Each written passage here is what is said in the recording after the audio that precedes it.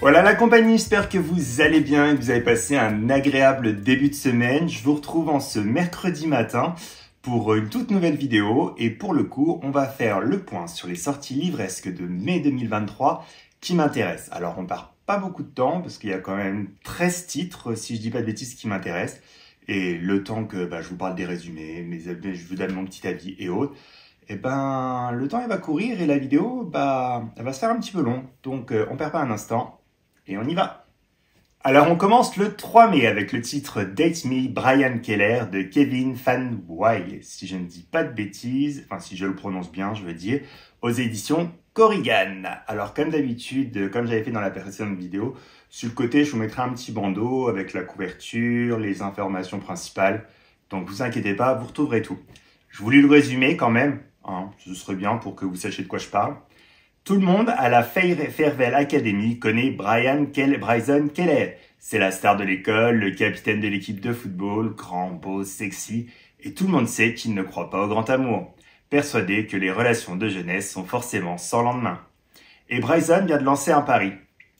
Chaque semaine, il sortira avec la première personne qui lui demandera d'être son date pour les jours à venir, que cette personne lui plaise ou non. Le vendredi soir, tout sera terminé et il ne fera aucune exception. Mais un jour, Kay Sheridan, le timide cœur solitaire, tente sa chance. Même s'il sait que le capitaine de l'équipe de foot aime les filles, il l'invite à sortir avec lui. Après tout, le brillant Bryson Keller a oublié un détail dans son pari. Il n'a jamais précisé que son rendez-vous ne pouvait pas être un garçon. Alors, qu'est-ce qui me plaît avec ce titre jeunesse? Écoutez, déjà, j'aime bien le côté avec le petit timide qui prend des risques et qui va éviter la star de football et la prendre un peu à son jeu, parce qu'en fait, pour le coup, Bryson, il s'était joué un petit peu, je vais pas dire macho, mais genre, je vais sortir avec n'importe qui sans penser que quelqu'un du même sexe que lui allait justement lui proposer un rendez-vous. Et pour le coup, j'ai bien envie de voir comment Bryson va réagir à cette demande-là et comment il va vivre tout ce passage-là. Et je suppose qu'il va remettre en cause sa sexualité à un moment donné, parce que c'est un peu le but de l'histoire, je pense, que ça reste une romance, donc ça va pas se terminer sur un bad ending avec Kay qui se prend un râteau au final. Donc je pense que Bryson et Kay vont finir ensemble, c'est un peu le but du jeu. Mais j'ai envie de voir en fait toute cette transition et comment il va passer de la star de football hétéro à la star de football gay et voir un peu comment toute l'école va réagir. Voilà. Toujours le 3 mai, on a le titre Tout est là de Sarah Emily Simonet aux éditions Sarbacane. Pareil, je vous lis le résumé et je vous donne mon petit avis juste après. Le jeudi, je passe mon permis. Le vendredi, j'ai les résultats du bac et ma mère italienne tombe dans les pommes pour un demi-point au rattrapage. Le samedi, je pars en Bretagne avec mes meilleurs amis dans une voiture volée, forcément, empruntée pour aller chercher Zaza, ma grand-mère, qui a soudain disparu. Le dimanche, je me réveille, la tête dans le sable, je me suis embrouillé avec tout le monde et j'ai 45 appels en absence de ma mère. Ouh là là, et là, qu'est-ce que t'as encore fait comme dinguerie? Une comédie de passage à l'âge adulte à se mordre les joues de bonheur. Alors là, ça a l'air d'être le petit titre feel good qui a l'air de faire bien au moral. Là, j'imagine en fait tout ce que Ella a pu faire comme connerie pour se prendre la tête avec tout le monde, avec ses meilleurs amis, et comment elle a pu passer de « je suis dans une voiture » à « je me retrouve la gueule dans le sable » avec 45 appels. Et pourquoi 45 appels? Qu'est-ce que sa mère lui veut? Et qu'est-ce qui s'est passé pour que sa mère l'appelle 45 fois? Et puis qu'est-ce qui est arrivé à Zaza, la grand-mère qui a disparu? Et puis pourquoi ils ont volé une voiture? Et voilà, et je sens en fait que c'est le genre de titre qui fait du bien, qui va donner le sourire, qui est punchy. Vous verrez la couverture, en plus elle est toute rouge, en fait elle est vraiment... Rien que voir la couverture, en fait ça vous donne envie d'y aller. Et puis ça vous donne le sourire, et puis c'est le printemps, il est encore maussade, et j'ai besoin de ce petit grain de folie, ce petit grain de chaleur qui fait que ça va aller. Et puis alors avec une mère italienne et une grand-mère italienne, à mon avis, oh là là là là là là, et là, je sais pas ce que t'as fait, mais le tout, ça va pas le faire. Donc voilà, donc on verra bien. En tout cas, ce titre, il me tente et il m'intrigue. Toujours le 3 mai, et alors là c'est un titre que j'attends avec impatience depuis des mois, enfin peut-être pas des mois, on va dire des semaines, parce que je n'ai lu Love Hypothesis qu'en début d'année, donc ça quand même faire 5 mois, donc si, je peux dire des mois. Il s'agit donc de Love on the Brain de Ali Hazelwood. Alors, je vous lis le résumé. L'autrice de The Love Hypothesis revient avec une nouvelle comédie romantique. Oui, c'était un colosse taciturne, maussade et sombre. Il était secret, introverti. Il avait un tempérament réservé et distant. Je ne pouvais exiger de lui qu'il m'apprécie et je n'en avais aucune intention. Toutefois, s'il pouvait être courtois, poli, même aimable avec tous les autres, il aurait pu faire un effort avec moi aussi.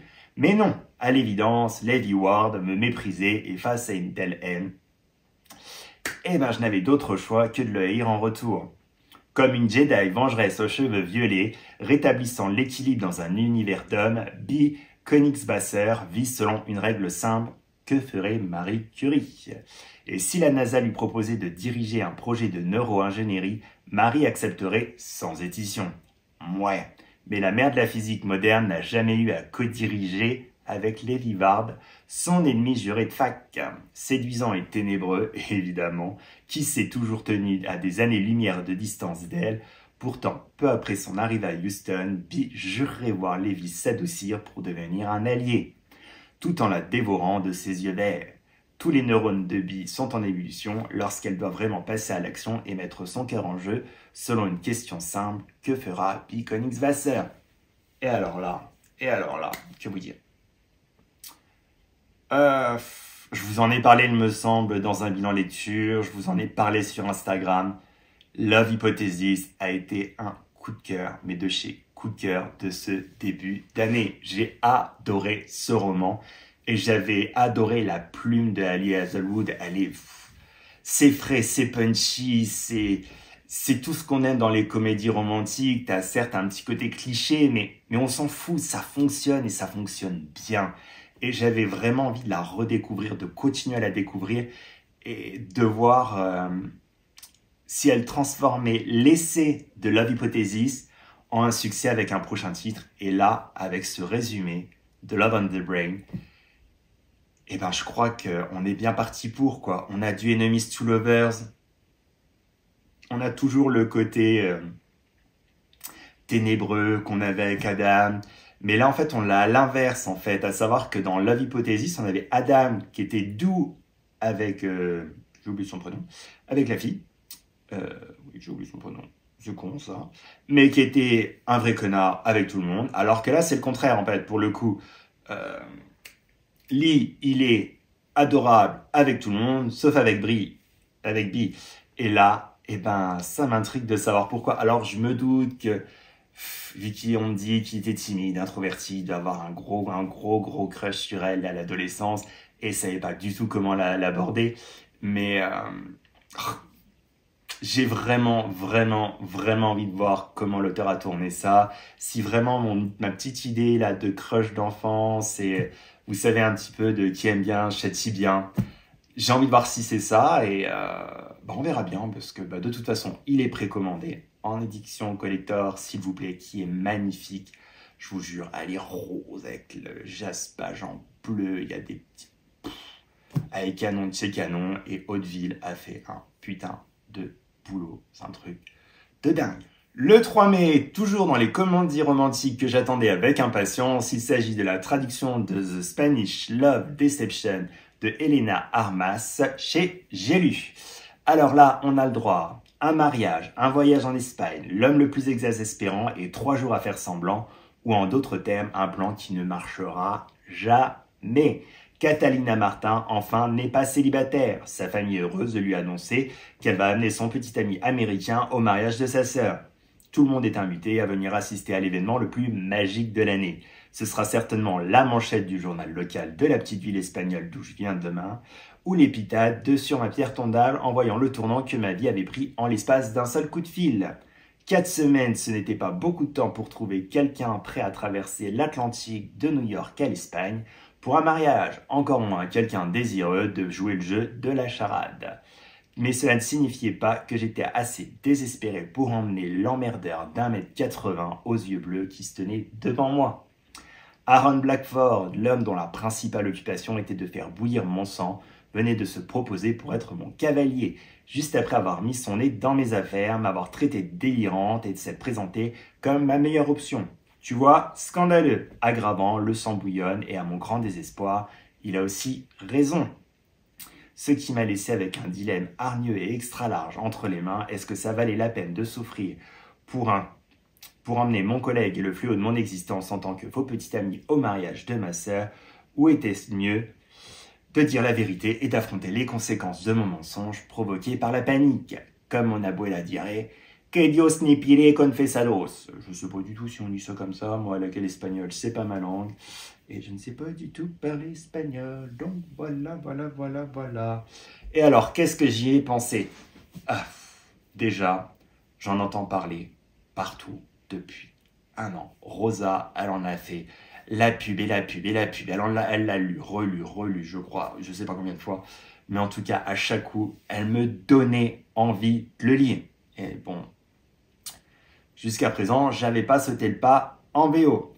Rajoutez ça à côté, le côté collègue de travail, enemies to lovers, une famille un petit peu encombrante, du fake dating, parce que forcément, fake dating, le fake dating, je kiffe ça. Et là, vous avez tous les ingrédients pour faire une comédie romantique extraordinaire que je vais, je pense, dévorer et kiffer. De toute façon, j'ai pas le choix.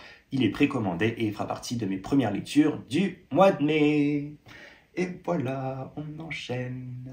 Alors là, on passe chez Collection H avec deux titres, excusez-moi, qui sortent aussi le 3 mai. Purée, tout le monde a décidé de sortir ses bouquins le 3 mai. C'est pas possible.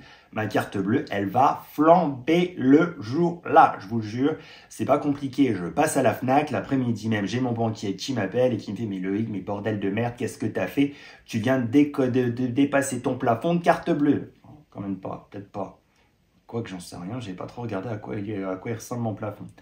Enfin bref, je vous dis, le premier, il s'agit de Croc et sortilège de Louisa Meonis. Donc le résumé, quand Léonie découvre que l'inconnu, bien trop sexy pour être honnête, qui lui a offert un baiser volcanique quelques jours plus tôt, est un loup-garou, elle n'est même pas surprise. Après tout, sa vie part en vrille depuis peu, alors au point où elle en est, non seulement elle a perdu coup sur coup son fiancé, son appart, sa promotion, mais en plus, elle a été obligée de traverser l'océan pour rejoindre sa tante aux abords de Seattle. Alors, un loup-garou imposant, ce n'est pas ce qui va la faire paniquer. À un détail près, il ne doit jamais deviner qu'elle est une sorcière et elle ne doit pas se mêler de ses problèmes de meute. Là, ce serait vraiment le pompon. Il lui faut absolument le fuir et l'éviter à tout prix. C'est plus sage pour tout le monde. Le seul hic, c'est qu'il a des yeux envoûtants, des abdos à tomber et que franchement, qui pourrait résister à ce mélange parfait de passion bestiale et de douceur enivrante. Ouh!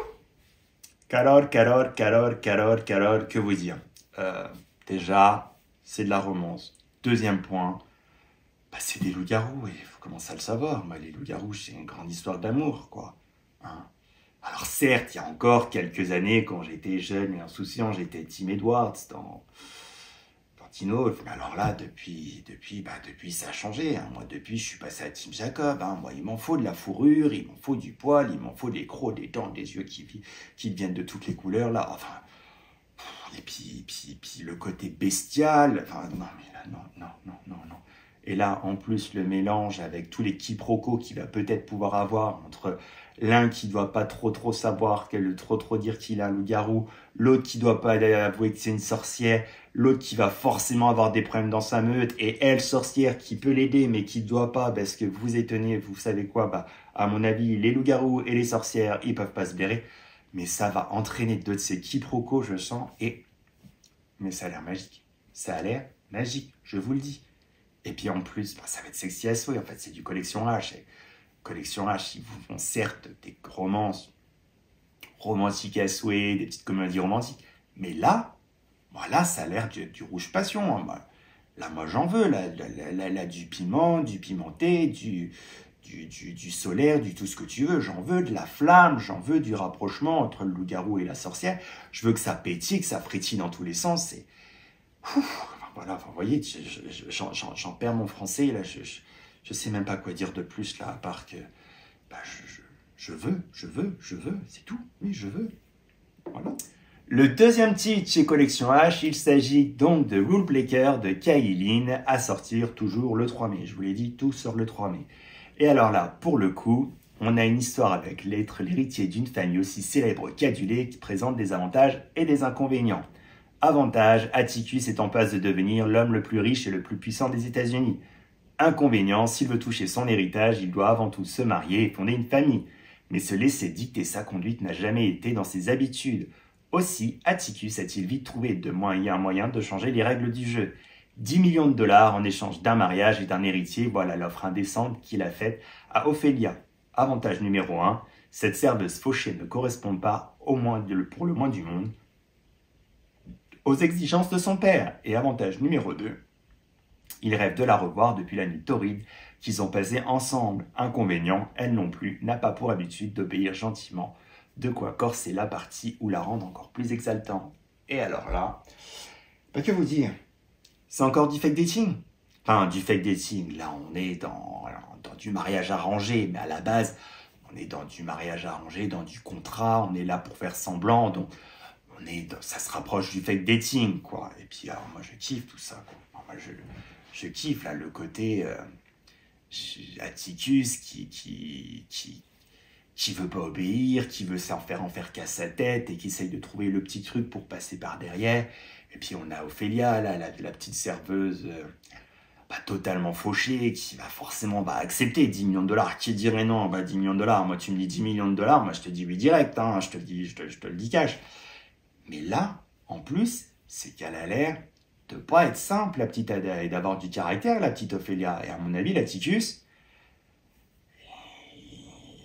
ça va pas être si simple pour ça pour lui, quoi. Et puis je pense que dans la famille, elle va remuer un petit peu hein, dans les rouages. Et ça, j'ai envie de le voir, quoi. Et puis pareil, ça a l'air sexy à souhait, ça a l'air torride, et puis tu fais avec dating, enfin, non, je peux pas, fake dating, en plus là, tu fais dating avec un mec plein aux âges, je vois la grandeur, la décadence, amour, gloire et beauté, et tout ce que vous voulez, enfin, oui, non, ouais, j'ai fini, encore une fois, je veux, hein, et mon banquier, il va me dire, putain, bref, on enchaîne, et cette fois-ci, je crois qu'on en a fini avec le 3 mai, hein, je pense qu'on passe au 4. Et donc, le 4 mai, on passe chez Gallimard Jeunesse avec le titre « L'été de tous les possibles » de Jennifer Niven. Et alors, pour le coup, ce devait être l'été de sa vie, un road trip avec sa meilleure amie, quelques flirts et sa première fois. Claudine avait tout prévu, sauf le divorce de ses parents. Traînée par sa mère sur une île perdue, elle s'apprête à passer un mois de juillet déprimant quand elle rencontre Jeremiah Crew. Après tout, quoi de mieux pour se changer les idées qu'un crush de vacances qu'on ne reverra jamais? Et aucun risque de tomber amoureuse en à peine 35 jours. Tu m'étonnes, 35 jours, t'as mais alors largement le temps de tomber amoureux. Moi, je te le dis, je l'ai fait. Moi, je vous dis, j'ai vu mon homme. C'est bon, il m'a fallu un quart d'heure pour savoir que c'était l'homme de ma vie. Enfin, pas un quart d'heure, allez, une demi-heure. Hein, c'est plus comme ça. Mais en tout cas, non, mais ça a l'air une petite comédie romantique. Enfin, pas une comédie romantique pour le coup, mais ça a l'air d'être une petite romance bien sympathique, un peu jeunesse, avec les premiers émois, les premiers amours. Voir comment une ado qui s'approche de l'âge adulte va réagir aux conséquences de l'explosion de son cercle familial avec le divorce de ses parents et comment elle va essayer d'arranger ça et comment avec Jérémia, petit à petit, elle va... pour le coup, en fait, je pense qu'avec la séparation de ses parents, en fait, elle doit être désabusée et ne plus trop croire en l'amour. Et là, pour le coup, rencontrer Jérémia qui lui fait, à mon avis, les papillons dans le ventre et tout ce que vous voulez, ça lui fait penser à l'amour et comment, en fait, donner une chance à l'amour quand, de l'autre côté, on a sa vision de l'amour qui a totalement éclaté. Et ça, à mon avis, c'est un peu ce qu'on va voir dans le bouquin et ce que l'auteur nous réserve. Et j'ai bien envie de voir ça, en tout cas. Le 5 mai sortira Pour que tu m'aimes encore de Tamara Baliani en auto-édition. Alors Tamara Baliani, c'est une autrice qui, je dois dire, m'intrigue depuis pas mal de temps parce que Rosa de Books and Unicorn en avait parlé pas mal quand elle a sorti sa série Les Frères Rossi. Et c'est vraiment que c'est vrai que c'est une série qui m'avait tenté. Et bon, c'était encore l'année dernière. Je vous refais pas le tempo, le truc. Enfin bref, je vous explique pas tout. Comme quoi, là, jusqu'à l'année dernière, je ne lisais que du MM, bla bla bla. Vous avez l'habitude. Bref, cette année, je compte me rattraper, lire Les Frères Rossi. Mais pour le coup, j'ai commencé par sa nouvelle sortie, donc Pour que tu m'aimes encore. Un titre, franchement, qui m'intrigue énormément parce que bon, hein, comme tout gay qui se respecte, je suis fan de Céline Dion et Pour que tu m'aimes encore, quoi. Hein. Donc, je vous lis le résumé et puis on en parle juste après. Envoyer un message à son ex, ça arrive, mais quand celui-ci ne lui était pas destiné, c'est là que les ennuis commencent. Jade est aux anges, elle va certainement organiser le mariage d'une influenceuse célèbre. Cette dernière a jeté son dévolu sur le charmant domaine d'Emanon et la vidéo qu'elle a publiée pour présenter le lieu à ses abonnés devient rapidement virale, mais peut-être pas pour les bonnes raisons. Max a une carrière de rêve, le jeune pâtissier d'un village du sud de la France s'est fait un nom. Il est maintenant à la tête d'un mini-empire entre émissions de télé, livres de recettes et réalisation de gâteaux pour des stars. Une vie bien remplie qui ne lui laisse pas vraiment le temps de penser à Jade, son ex, jusqu'à ce qu'il l'aperçoive sur une vidéo qu'il commente par erreur. La situation prend rapidement des proportions incontrôlables et Max et Jade sont obligés de se revoir. Mais 4 années sans se parler ont laissé des traces et le fait que leurs moindres faits et gestes soient scrutés n'arrange rien, surtout quand tout un village est prêt à se mêler à leurs affaires. Alors, comment vous dire que le speech, eh ben, il me parle pas mal. Déjà, il a un petit côté... c'est quoi déjà le film avec Jennifer Lopez, Coup de foudre à Manhattan, vous savez, avec Jennifer Lopez qui est organisatrice de mariage, et avec Tyler Posey, vous savez, hein, l'alpha de Teen Wolf, bah, c'était avec lui quand il était jeune et qui montrait pas encore son pénis partout sur Internet.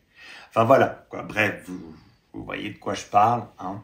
Et puis, je sais pas, cette histoire de seconde chance et ce côté avec l'influenceuse qui va tout leur filmer et qui fait que leur seconde chance, elle va être aux yeux de tout le monde et ça va pas être une seconde chance à mon avis facile, il y avoir des petites prises de bec, des petits trucs comme ça, tout ce côté. Et puis avec cette histoire de village qui veulent les remettre tous les deux, les faire revenir ensemble, enfin ça a l'air comique, ça a l'air punchy, ça a l'air cocasse.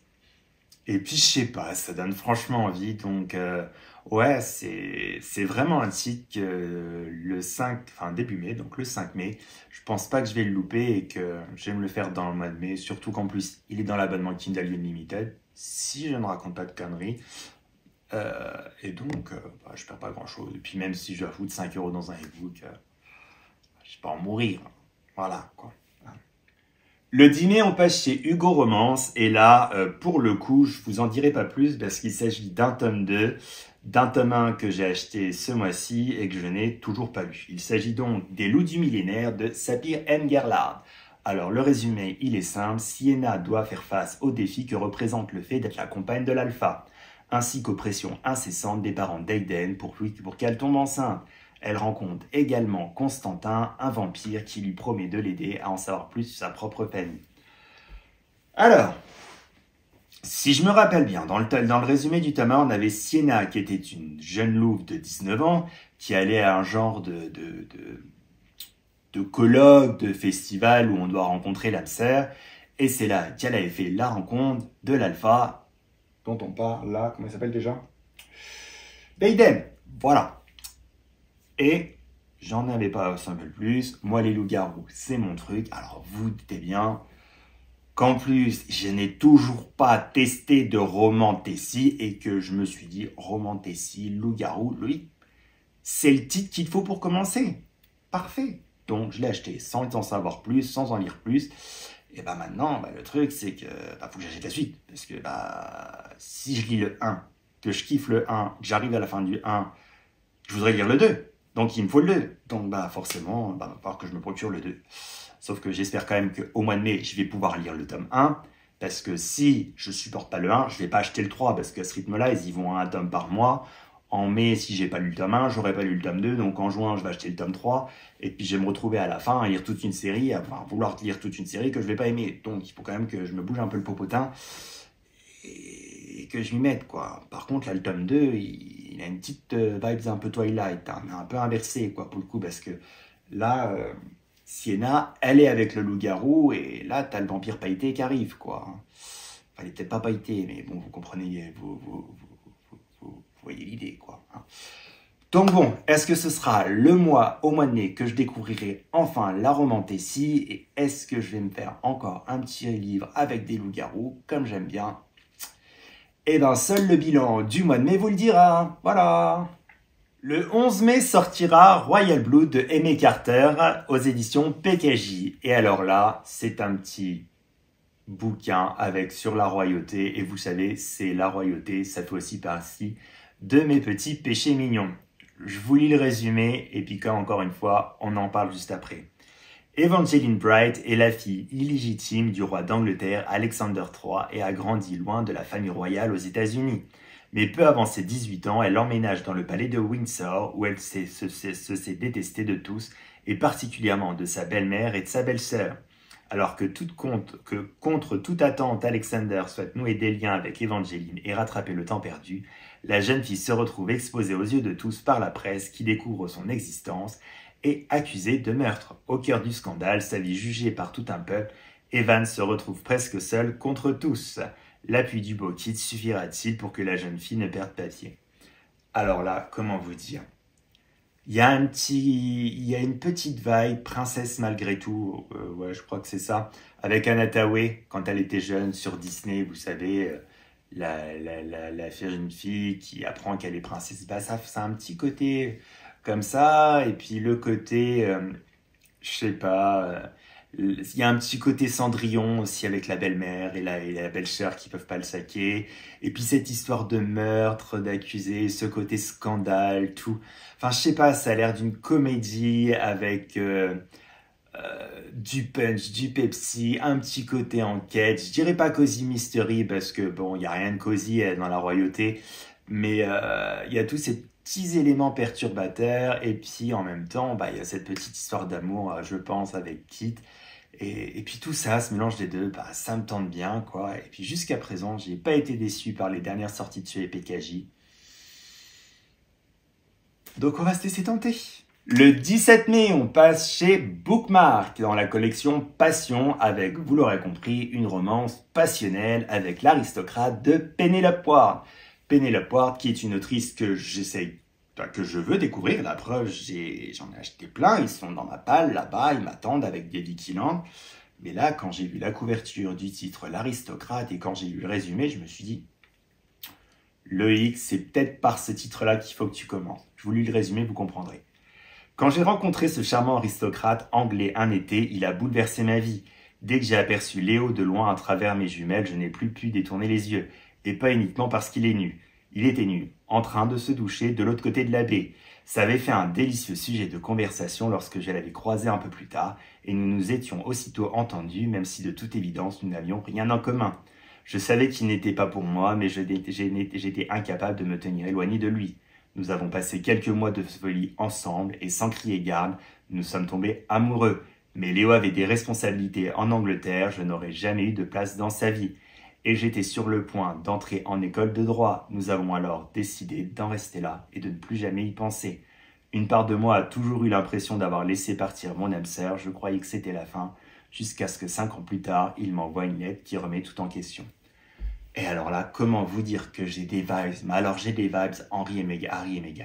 Non mais là, non mais je vous le dis, hein, c'est un peu comme si Meghan Markle, elle avait maté le petit cul bien rebondi de Harry, là, un beau petit cul de rouquin, là, en face de la baie, et qu'elle s'était dit, toi t'es mon âme sœur, et je vais passer l'été à faire des galipettes avec toi dans tous les sens, quoi. C'est à peu près ça, rajouter par-dessus un petit côté Roméo et Juliette, là, deux âmes sœurs, que tout oppose, que tout sépare, qui les éloigne, et ceci, cela, jusqu'à ce qu'enfin, 5 ans plus tard, avec une lettre, il se donne une petite seconde chance. Non. M'en dites pas plus, et donnez-moi le bouquin direct, quoi. Hein? Oui, je veux. Hein? Mon seul regret, c'est que je vais devoir le lire en numérique, vous comprenez? Parce qu'avec Bookmark, à chaque coup, il faut attendre un mois. Hein? Donc je vais me taper 6 balles de numérique, et après 18 ou 19 de brochet. Ah bah je vous le dis, hein. Encore une fois, mon banquier va me dire, Loïc, tu te fous de ma gueule, t'achètes 2 fois le même bouquin dans 2 formats différents, quoi. Enfin bon, on a l'habitude avec Bookmark. Le 22 mai, toujours chez Bookmark, mais cette fois-ci chez Imaginaire et cette fois-ci dans la collection Urban Fantasy, on reste avec des loups-garous. Et oui, je crois que c'est un peu le thème de cette sélection de ce mois-ci. J'ai l'impression finalement que je n'ai pris que des loups-garous. Enfin, qu'il y a ça qui est que ça qui sort. En tout cas, c'est pas pour me déplaire parce que alors moi les loups-garous, mais bon, je vous l'ai déjà dit, enfin voilà, Derek Helm, voilà quoi, c'est Carole. J'ai Mini Loïc qui part au quart du tour et... Hein, voilà, on a compris quoi. Et alors, pour le coup, si Merci, il s'agit donc de L'Appel de nuit, le tome 1 de la série Merci Lanard de Amanda Arista. Si je vous dis pas le titre du bouquin, pas le titre de la série et pas le nom de l'auteur, on est mal barré. Des fois, je vous dis, je suis vraiment un booktubeur en carton. Enfin bref. On est parti pour le résumé. Si Merci veut sauver sa vie, elle devra affronter la vérité sur sa vraie nature et sur le nouveau monde magique qui s'ouvre à elle. En sa qualité de journaliste d'investigation, Merci Lanard possède un don remarquable pour tirer les vers du nez, talent qu'elle utilise pour révéler la véritable histoire derrière les crimes les plus sordides commis dans sa ville, jusqu'au soir où Ethan, son partenaire, est assassiné. Sous le choc et ravagée par le chagrin, Merci jure de traquer son meurtrier. Au cours de son enquête, elle rencontre le frère d'Ethan, Raph, qui accepte de travailler avec elle pour démasquer le coupable. Elle apprend alors qu'Ethan lui avait caché des choses comme sa nature de métamorphe et toute une vie dans un monde paranormal dont elle ignorait tout. Lui-même métamorphe, Raph initie Merci à la magie, mais alors qu'ils collaborent pour découvrir le lien entre le meurtre d'Ethan et une série de cadavres étranges, ils se retrouvent au beau milieu d'une guerre de territoire. Que vous dire ? Que vous dire ?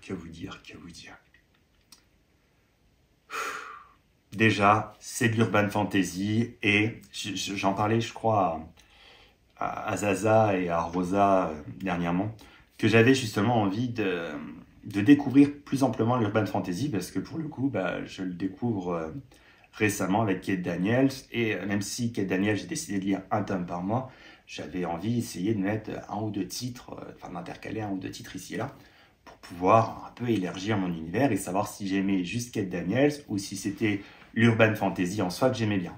Et alors là, un urban fantasy avec des loups-garous, mais donnez-le-moi tout de suite, je signe direct. Non, mais non. Hein. En plus, pour le coup, avec...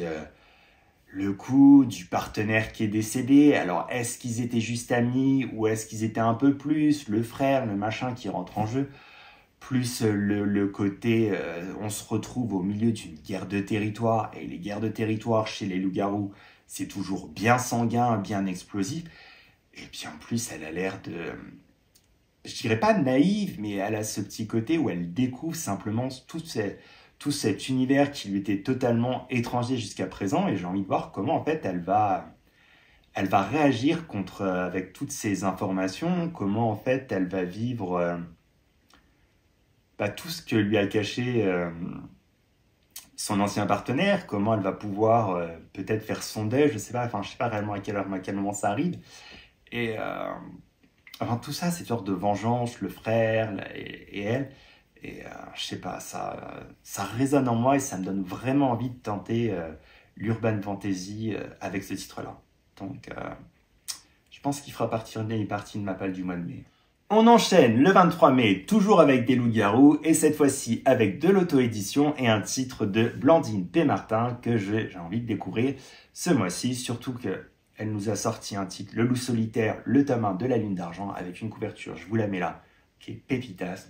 Et alors, quand j'ai lu le résumé, je me suis dit, mais Loïc, il te le faut, il te le faut, il faut que tu découvres ce bouquin, il faut que tu le lises, c'est pas possible, il y a tout ce que t'aimes, quoi.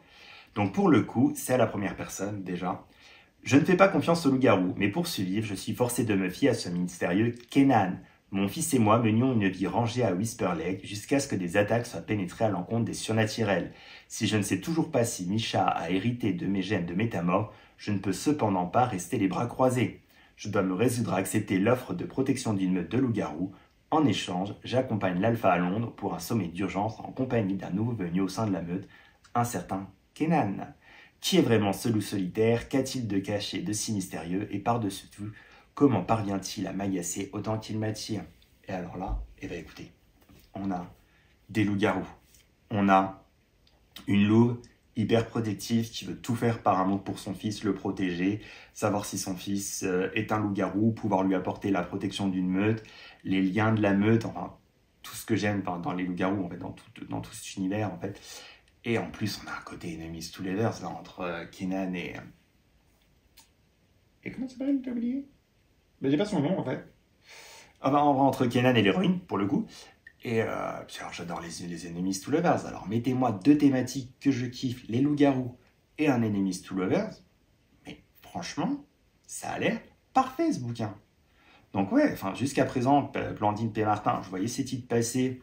Et vu que j'étais omnibulé jusqu'à très récemment avec le MM, le leak du MM, il reste fixé sur le MM, j'étais toujours passé à côté, quoi. Et pourtant, je lisais les chroniques que je peux voir de ces titres, de ces autres titres, et il y avait toujours d'excellents retours, quoi. Et là, bah là, j'ai envie vraiment, alors vraiment, de me faire mon propre avis et me dire, Blandine P. Martin, qu'est-ce que ça vaut? Et en plus, qu'est-ce que ça vaut avec deux thématiques que je kiffe, quoi.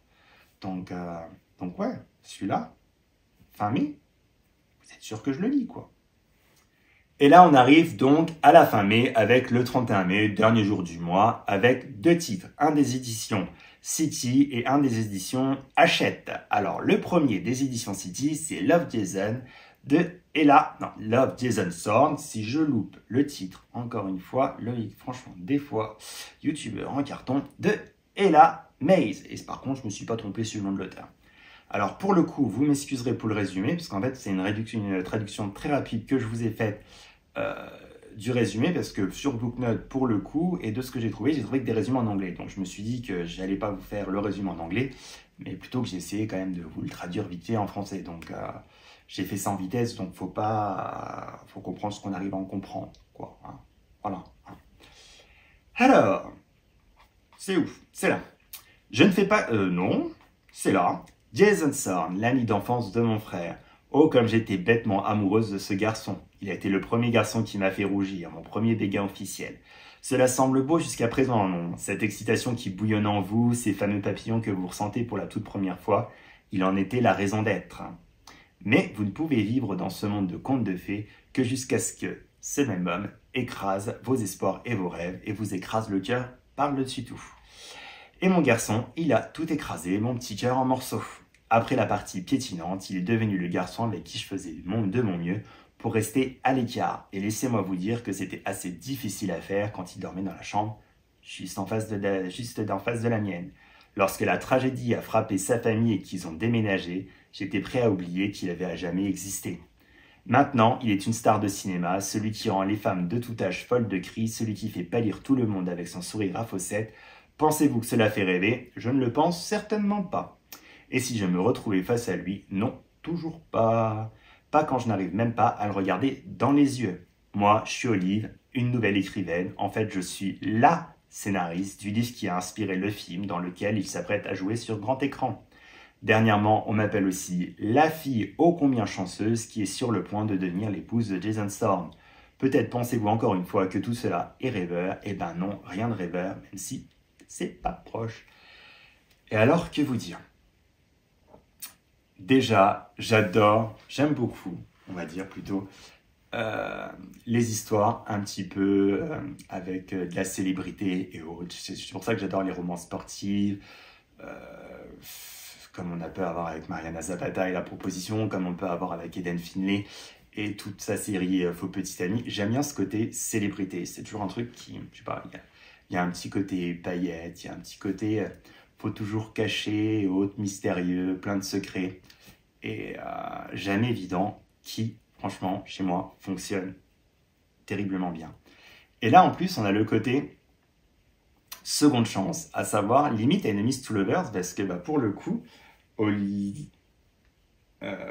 en fait, quand elle était gamine, Jason, c'était en plus d'être le meilleur ami de son frère, c'était son tout, quoi. C'était sa première fois, son premier béguin, son premier crush, les premiers papillons, les premiers tout. Et je ne sais pas comment, j'ai pas lu le bouquin, et il a réussi à tout piétiner. Alors pourquoi il a tout piétiné? Et le fait est qu'il se retrouve des années après, dans des conditions quand même un peu, je vais pas dire farfelues, hein, parce que c'est un peu le hasard qui l'a voulu, que il soit une star de cinéma, elle soit scénariste, enfin écrivaine et scénariste, et que pour le coup, il joue dans le film dont son bouquin est inspiré, quoi. Et puis pourquoi tout le monde dit qu'elle est la future femme de Jason Bourne? En fait, tout ça, ça m'intrigue, et franchement, ça me donne envie de le lire, parce que j'ai envie de ce côté seconde chance, j'ai envie de voir comment... j'ai envie de l'avoir ignoré Jason, j'ai envie de voir Jason de l'autre côté, comment il réagit, en retrouvant peut-être celle à qui il a brisé le cœur, sûrement, d'après ce que j'ai compris. Retrouver au final, dans tous les cas, la sœur de son meilleur ami. Est-ce qu'il a gardé des liens avec son ancien meilleur ami? J'en sais rien de tout ça. Et tout ça, j'ai envie de le découvrir et j'ai envie d'en savoir plus. Et en tout cas, ça m'intrigue fortement. Et donc, ouais, il va faire partie des titres qui rejoindront ma palle du mois de mai, ça c'est sûr. Et qui, pour le coup, sera plutôt une lecture de début juin, parce que vu qu'il sort le 31 mai, ça va être assez délicat de lire en 24 heures, quoi. Même si ça peut m'arriver de lire des bouquins en 24 heures, quoi. Mais il y a quand même, je vous l'ai dit, 13 bouquins ce mois-ci, quoi. Donc, plus ceux que j'ai encore du mois dernier, et plus ceux que j'ai là-dedans, le 31 mai, il y a un bouquin en un jour, c'est chaud. Hein. Enfin, voilà, quoi. On verra bien. Et alors, le 31 mai, dernière sortie que j'ai sélectionnée dans tout le amas de sorties du mois de mai, il s'agit de Comme dans les livres de Alex Light aux éditions Hachette. Et là, ça a l'air d'être le petit young adulte, la petite romance young adulte, bien punchy, qui vous donne bien envie. Je vous donne le résumé, vous allez voir, vous allez comprendre. Becca Hart, 17 ans, croit au grand amour, celui qu'elle lit dans les livres. Un jour, alors que son ex-meilleure amie se moque d'elle, parce qu'elle n'a toujours pas de petit copain, Becca affirme haut et fort voir quelqu'un en secret. Brett Wells, capitaine de l'équipe de football populaire, pauvre, riche, cumule tout ce qui est la vie peut offrir. Trouver une partenaire n'est pas un problème pour lui.